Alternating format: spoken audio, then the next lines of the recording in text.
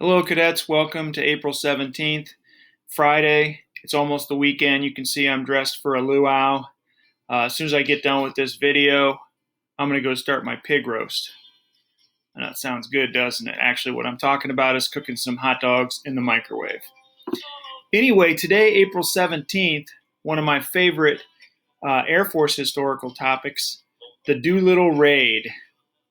On April 17, 1942, the aircraft carrier USS Hornet streamed west across the Pacific, several hundred miles from Japan.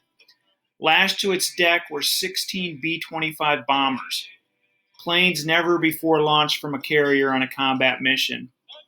Their secret target, Tokyo. In the 4 months after Pearl Harbor, Japan's forces had surged across the Pacific. The Japanese were confident their nation was safe from attack. Lieutenant Colonel James H. Jimmy Doolittle and 79 other airmen were determined to prove them wrong with a surprise air attack from the sea. They knew they would not have enough fuel to return to the Hornet, so they planned to land in China after dropping their bombs. Early on April 18th, the Japanese patrol boat spotted the task force, and Doolittle realized he must launch earlier than planned. His airmen had spent months training but had never taken off at sea. In the midst of a howling storm, Doolittle got his plane off the pitching deck and into the air with the other B-25s following. The bombers roared towards Japan, just 20 feet above the waves to avoid detection.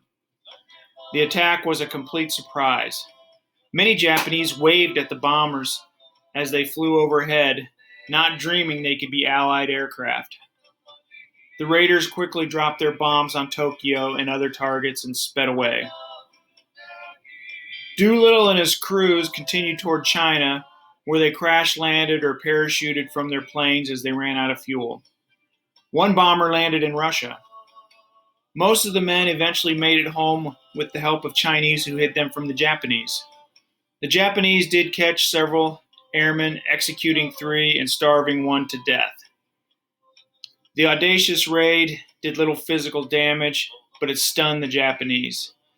News of Jimmy Doolittle's 30 seconds over Tokyo electrified Americans and helped turn the tide of the war in the Pacific. As you know, used to be on the anniversary, all the surviving Doolittle Raiders would meet and toast their fellow brethren that were no longer there. Unfortunately, a couple years ago, the last of them died.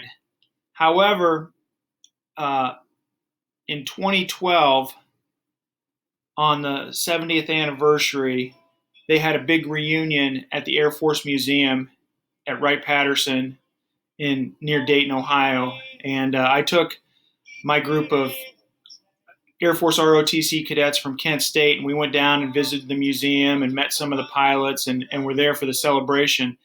There were 10 of the Doolittle Raiders still alive at that time, and I believe 9 of them made it to the reunion.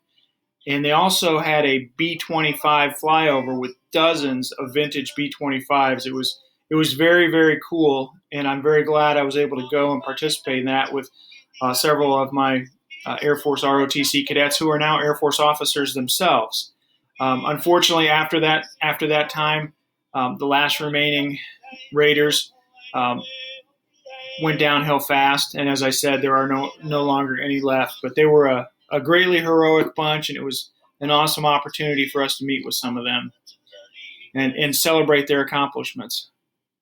Also, on this day in history, in 1492, Christopher Columbus signed a contract with Spain, giving him a commission to seek a westward route to the Indies. Don't know whatever happened with that. On this day in 1524, Italian navigator Giovanni da Verranzo, exploring for France, became the first European to sail into New York Harbor. On this day in 1861, Virginia seceded from the Union. On this day in 1961, some 1,200 American-backed Cuban exiles launched the Bay of Pigs invasion, a failed attempt to overthrow Fidel Castro's communist dictatorship.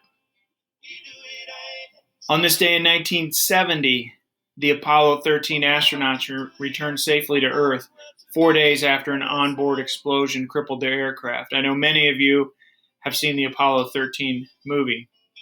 And that's what happened on this day in history, April 17th.